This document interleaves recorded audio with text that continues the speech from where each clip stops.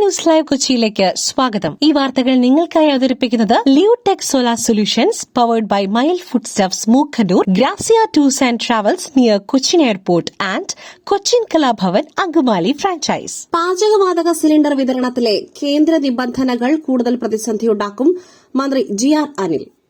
പാചകവാതക സിലിണ്ടർ വിതരണത്തിലെ കേന്ദ്ര സർക്കാരിന്റെ നിബന്ധനകൾ കേരളത്തിൽ കൂടുതൽ പ്രതിസന്ധികളുണ്ടാക്കുകയാണെന്ന് ഭക്ഷ്യ സിവിൽ സപ്ലൈസ് മന്ത്രി GR അനിൽ.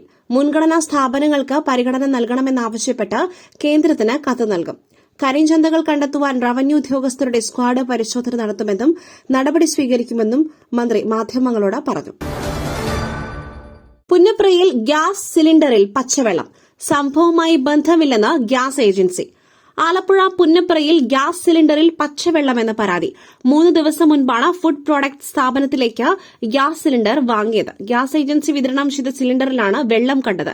പ്രശ്നം പരിഹരിക്കുവാനാവില്ലെന്നും സംഭവവുമായി ബന്ധമില്ലെന്നുമാണ് ഗ്യാസ് ഏജൻസിയുടെ വിശദീകരണം.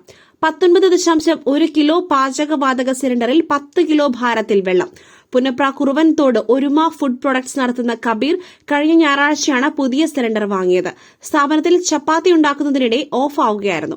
സിലിണ്ടർ പരിശോധിച്ചപ്പോഴാണ് ഉള്ളിൽ ദ്രാവകം കുലുങ്ങുന്ന ശബ്ദം കേട്ടത്. തുടർന്ന് വാൽവ് തുറന്ന് പരിശോധിച്ചപ്പോൾ പാചകവാതകത്തിന് പകരം പച്ചവെള്ളം പുറത്തേക്ക് വരികയായിരുന്നു. കോൺഗ്രസ് കേന്ദ്ര തെരഞ്ഞെടുപ്പ് സമിതി യോഗം ഇന്ന് ഡൽഹിയിൽ. ആദ്യഘട്ടത്തിൽ 60 സ്ഥാനാർത്ഥികളെ പ്രഖ്യാപിക്കുവാൻ നീക്കം. കോൺഗ്രസ് കേന്ദ്ര തെരഞ്ഞെടുപ്പ് സമിതി യോഗം ഇന്ന് ഡൽഹിയിൽ ചേരും. സ്ഥാനാർത്ഥി നിർണയം സംബന്ധിച്ച് കേരളത്തിൽ ചർച്ച ചെയ്ത് അന്തിമമാക്കിയ പട്ടിക യോഗം പരിഗണിക്കും.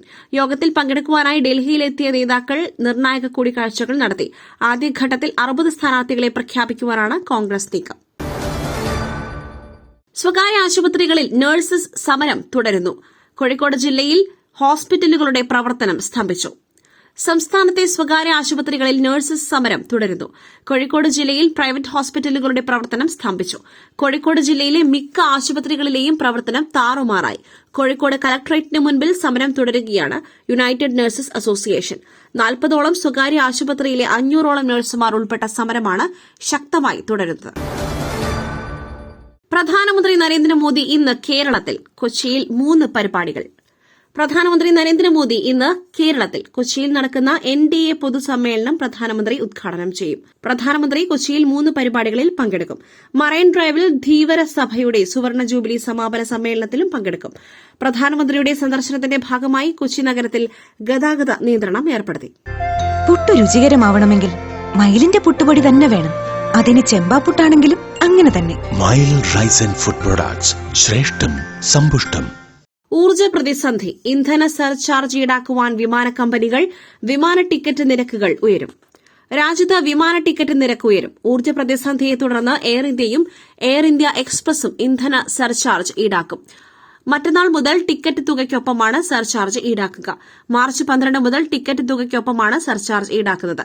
വിമാനക്കൂലി ഇതോടെ വർദ്ധിക്കും. വ്യാഴാഴ്ച പുലർച്ചെ 1 മുതൽ ബുക്ക് ചെയ്യുന്ന ആഭ്യന്തര സർവീസുകളിലെ ടിക്കറ്റുകൾക്കൊപ്പം 399 രൂപ അധികമായി ഈടാക്കും. മാർച്ച് 18 മുതലാണ് യൂറോപ്പ്, നോർത്ത് അമേരിക്ക, ഓസ്ട്രേലിയ എന്നീ രാജ്യങ്ങളിലേക്കുള്ള സർവീസുകൾക്ക് സർചാർജ് ഈടാക്കുക.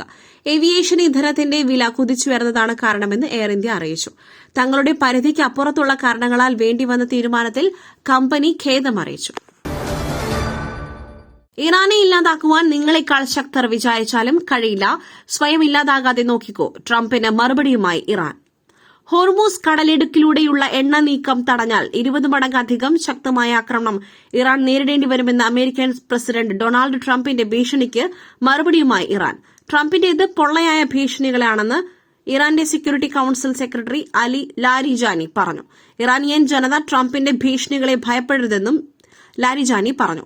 ഇസ്രായേൽ അമേരിക്ക സംയുക്ത സൈനിക ആക്രമണത്തിൽ കൊല്ലപ്പെട്ട ഇറാൻ പരമോന്നത നേതാവ് ആയത്തുല്ല അലി ഖമനിയുടെ അടുത്ത അനുയായി കൂടിയാണ് ലാരിജാനി. മറ്റൊരു വാർത്തയുമായി കണ്ടുമുട്ടുന്നതുവരെ നന്ദി, നമസ്കാരം.